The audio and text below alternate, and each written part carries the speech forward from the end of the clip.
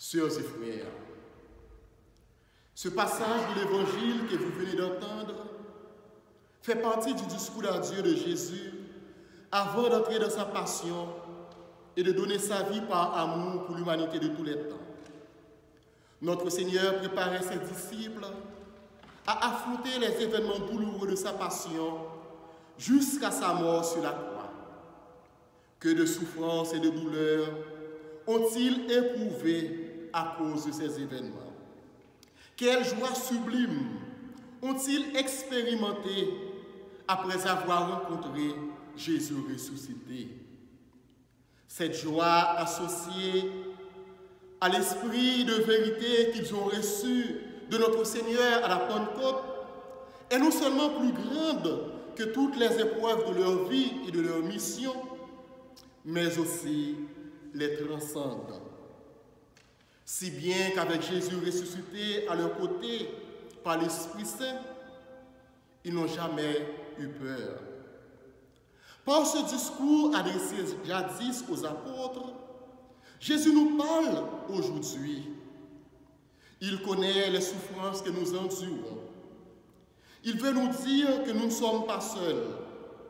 L'Esprit Saint que nous avons reçu le jour de notre baptême est avec nous. Il est notre avocat, notre conseiller, notre guide, notre force et nous apporte la joie du ressuscité durant tout notre pèlerinage sur cette terre. L'Esprit Saint rend présent aussi le Père et le Fils en nous et avec nous. Il nous rend aussi présents dans le Père et le Fils.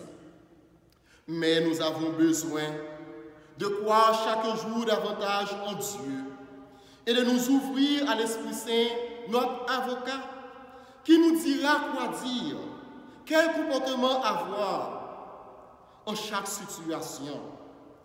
Alors, nos souffrances nous feront communier à celles de Jésus et la joie de la résurrection transcendera nos souffrances et nous apportera la liberté et la paix intérieure.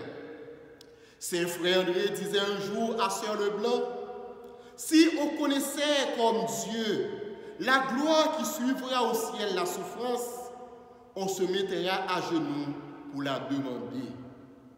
Les moments de souffrance ne sont que des étapes passagères de nos vies. Avec l'Esprit Saint qui nous conduit et qui prie en nos cœurs, vivons chaque jour de l'espérance, la foi et l'amour. Amen.